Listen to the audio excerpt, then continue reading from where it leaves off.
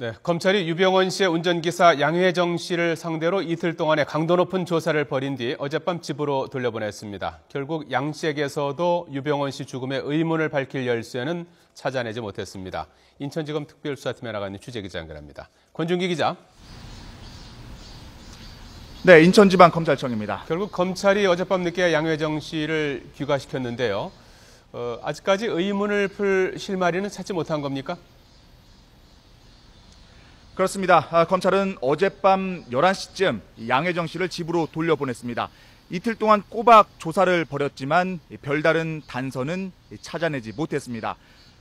그 양회정 씨는 검찰 조사에서 애초에 유병원 씨를 차에 태우고 순천 별장으로 내려간 사실은 인정했습니다. 하지만 유 씨를 마지막으로 본 건 검찰이 별장을 급습하기 하루 전인 지난 5월 24일이었고 이후에는 유 씨를 만나지도 연락하지도 않았다고 진술했습니다. 또 유병원 씨의 사망 원인이나 마지막 행적에 대해서도 전혀 모른다고 말한 것으로 알려졌습니다.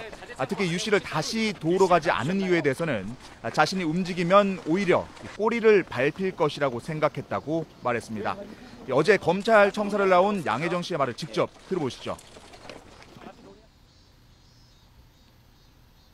회장님의 변시체 발견 이후 너무 심경의 변화가 있어서요.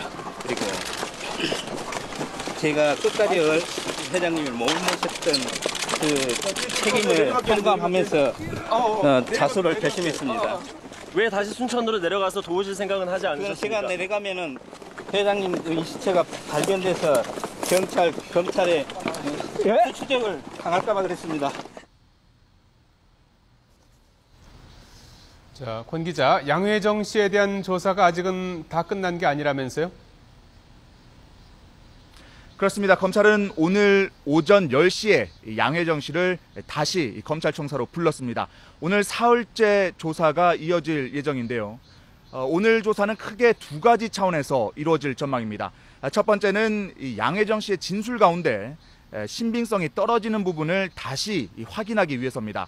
5월 25일 이후 행적, 특히 유병원 씨가 혼자 남겨진 사실을 알고도 도우러 가지 않았다는 부분에 대해서 집중 조사가 이루어질 전망입니다.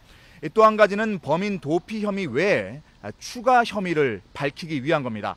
검찰은 양회정 씨가 유병원 씨 부동산을 자신의 이름으로 대신 관리해준 정황을 파악하고 부동산 실명제법 위반 혐의를 추가 적용하는 방안을 검토하고 있습니다.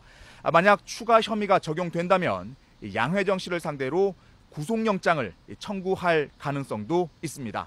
지금까지 인천지검에서 YTN 권준기입니다.